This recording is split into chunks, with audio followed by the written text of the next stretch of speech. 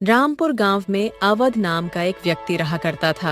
अवध दान पुण्य करने में इतना विश्वास रखता था कि उसकी चर्चा गांव के हर व्यक्ति किया करते थे। भले ही अवध के पास खाने के कुछ भी न हो, लेकिन वह दान पुण्य करने में पीछे नहीं हटता। एक दिन अवध सुबह सुबह जब खाना बनाकर खाने बैठा, तभी उसके दरवाजे पर एक भिखारी आता है। कुछ खाने पीने को दे दो बेटा, कल से भूखा हूँ, कुछ खाया पिया नहीं हूँ, भूख के मारे चला भी नहीं जा रहा। अरे चाचा, अंदर आओ, आप मेरे साथ बैठकर खाना खा लीजिए। अरे बेटा, इतने खाने से मेरा पेट नहीं भरने वाला। अच्छा चाचा, आप ये सारा खाना खा लीजिए। मैं कल रात को भरपेट खाना खाया था, खा लीजिए। कोई बात नहीं बेटा, मैं कहीं और मांग के खा लूंगा। तुम खाना खाने बैठे हो तो खा लो। इतना कहकर अवध अपनी थाली उस भिखारी की तरफ बढ़ा देता है और भूखा भिखारी खाना देखकर जल्दी जल्दी खाने लगता है। और खाना खाने के बाद भिखारी काफी खुश होता है और अवध को खूब सारा आशीर्वाद देता है। भगवान तुम्हें हमेशा खुश रखे। बेटा, तुमने जो अपने हिस्से का खाना मुझे खिलाया है, ऐसे दानवीर आजकल कहाँ मिलते हैं। तुम्हारा भला हो। इतना कहकर भिखारी वहां से चला जाता है। लेकिन अवध को काफी भूख लगी थी। वह रसोई में जाकर डब्बे को देखा तो डब्बा एकदम खाली था। डब्बे में अन्न का एक दाना भी नहीं था। न चलो, कहीं काम ढूंढता हूँ, कहीं से खाने पीने का तो बंदोबस्त हो जाएगा। आज उस बेचारे भिखारी का पेट भर गया, मुझे अंदर से बहुत सुकून मिल गया है। अवध जब काम ढूंढने के लिए घर से बाहर जाता है, तभी गांव के बीरजू उसे देखकर अपनी पत्नी से कहता है, आखिर कब तक ये अनाज की बोरियां उठाता रहूंगा। अभी अवध को बुलाता हूँ, तुम देखना वो कैसी अनाज की बोरियां उठाकर रख देगा। वैसे तो उसे लोगों की मदद करने में बड़ा मजा आता है। भले ही जेब में पैसे की एक फूटी कौड़ी ना हो, लेकिन बड़ा ही दानवीर बनता है ये अवध। अब बीरजू अवध को आवाज देकर बुलाने लगता है।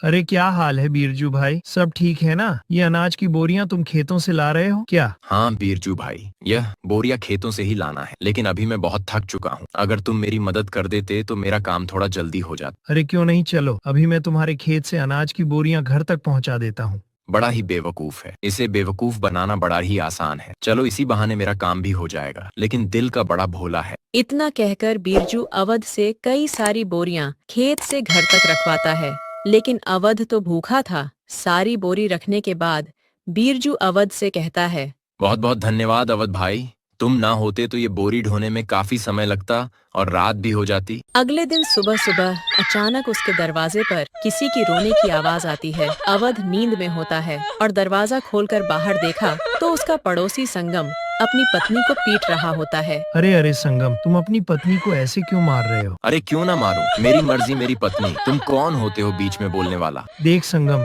सुबह सुबह मारपीट करना सही बात नहीं है। पूरे गांव वाले देख रहे हैं, बहुत बेइज्जती वाली बात है, ये अच्छा नहीं है। अरे अवध बेटा, किसे समझा रहे हो? इसे समझाना और अपना सिर पीटना एक ही बात है। जरूर ये पैसे की वजह से मालती को मार रहा होगा। अरे बुढ़िया, ज्यादा बोलने की जरूरत नहीं। हे राम राम राम राम, आजकल के बच्चे को अपने से बड़ों से कैसे बात की जाती है, जरा सी भी तमीज नहीं है। अरे मैं तो तेरी माँ की उम्र की हूँ और तू है कि मुझसे बदतमीजी से बात कर। तो मैंने बोला क्या कि आप मेरे बीच में बोलिए? इतना कहकर संगम मालती को मारने लगता है, लेकिन अवध को यह सब देखा नहीं जाता।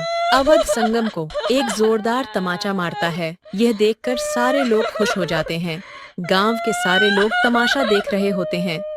उनमें से एक औरत अवध से कहती है, सचमुच आप एक नेक इंसान हैं। आप सबकी मदद करते हैं और हर किसी का भला चाहते हैं। हम सभी गांव वाले यही चाहते हैं कि अगला सरपंच आप ही हो। हाँ बेटी, तुम ठीक कहती हो, मैं भी यही सोच रही थी। अरे हाँ हाँ बिल्कुल अवध भाई, गांव का सरपंच बनिए तो गांव में विकास होगी, तरक्की होगी। उस सरपंच के पास गांव वाले जाने से भी डरते हैं, कोई भी उसके सामने मुंह नहीं खोल पाता। अवध हर किसी की हर तरह से मदद करता था, जिसकी वजह से गांव वाले अवध को अगला सरपंच बनाने की तैयारी करते हैं। जैसे ही यह बात सरपंच होशियार चंद तक पहुंचती है तो सरपंच तिल मिला उठता है। क्या अवध की इतनी हिम्मत, घर में खाने को कुछ नहीं और सरपंच बनने का सपना देख रहा है? इसे तो मैं छोड़ूंगा नहीं। अरे हाँ मालिक, और तो और सभी गांव वाले कह रहे हैं कि अगला सरपंच अवध ही बनेगा। मालिक, अब आपको ही कुछ करना होगा, नहीं तो अवध आपकी गद्दी लेकर ही मानेगा। सरपंच अब सोच में पड़ जाता है कि उसके रास्ते का कांटा यानी कि अवध को कैसे इस गांव से हमेशा हमेशा के लिए निकाल दिया जाए। अगले चुनाव में गांव वाले अवध को अपना सरपंच बना देते हैं और ऐसे ही कई दिन बीत जाते हैं।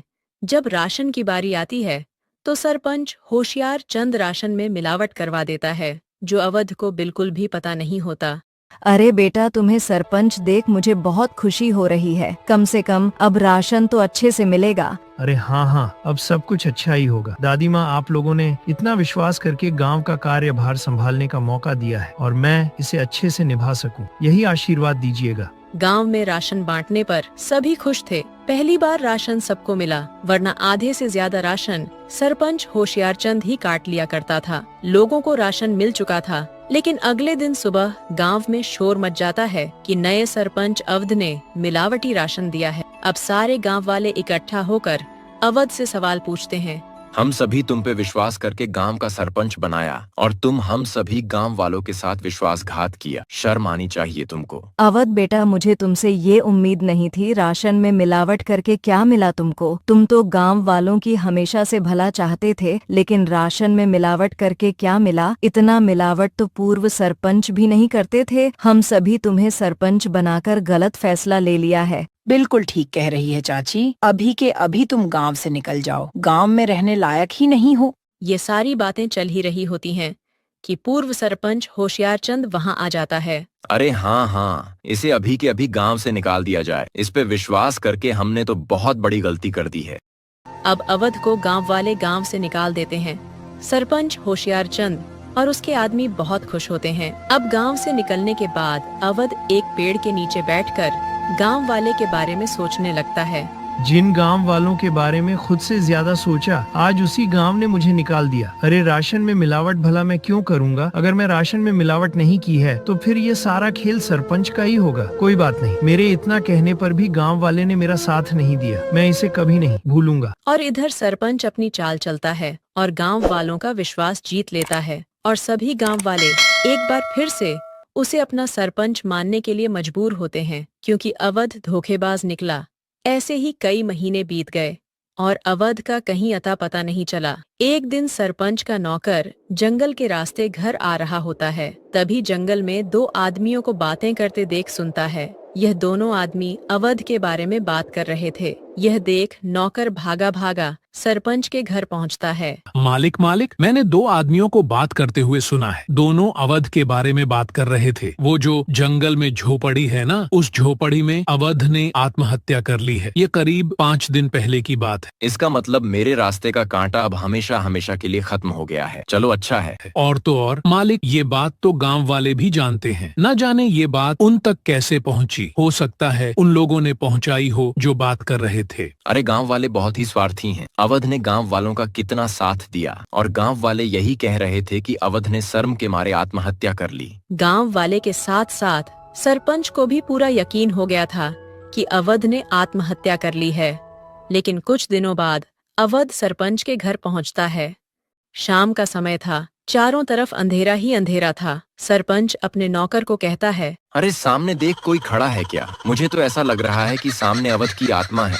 मालिक, मुझे भी ये अवध का भूत ही लगता है। यह आपसे बदला लेने आया है। चलो यहाँ से, मुझे नहीं मरना, मेरे बाल बच्चे हैं। सरपंच का नौकर इतना कहकर वहाँ से धूम दबाकर भाग निकलता है।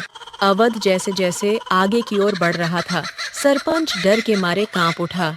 अरे वही रुक जा। अवध का भूत, तुझे क्या चाहिए? मैं तुझे सब कुछ देने के लिए तैयार हूँ। अपना घर, जमीन, जायदाद सब देने के लिए तैयार हूँ, लेकिन मुझे मारना मत। मैं तुम्हें नहीं छोड़ूंगा। तुमने मुझे बदनाम किया है। तुम गांव वालों के सामने बताओगे कि सच क्या है, वरना मैं तुम्हें मार डालूंगा। अरे हाँ, मैं गांव वालों के सामने सच बोलने के लिए तैयार हूँ, लेकिन मुझे मारना मत। अब सरपंच रात ही रात गांव वालों को इकट्ठा कर गांव वालों के सामने ये बताता है कि उस दिन राशन में मिलावट हम और हमारे आदमियों ने किया था, न कि अवध ने। आप लोग भले ही मुझे भूत समझ रहे हो, लेकिन मैंने अपनी आत्महत्या की खबर झूठी फैलाई थी ताकि मैं चोर को पकड़ सकूं, और चोर आप सभी के सामने ही है। मैं हमेशा से लोगों का भला किया है, तभी तो आप लोगों ने मुझे इतना सम्मान और प्यार के साथ दानवीर कहा। अरे हाँ भाई, मुझसे गलती हो गई, मुझे माफ कर दो। मैं तुमसे माफी मांगता हूँ। उसी वक्त गांव वाले सरपंच होशियार चंद को गांव से निकाल देते हैं। होशियार चंद की जगह अवध को अपना सरपंच बनाते हैं और अवध से माफी मांगते हैं कि वह सरपंच की बातों में आ गए थे और उन्होंने बिना सोचे समझे उसे गांव से निकाल दिया था।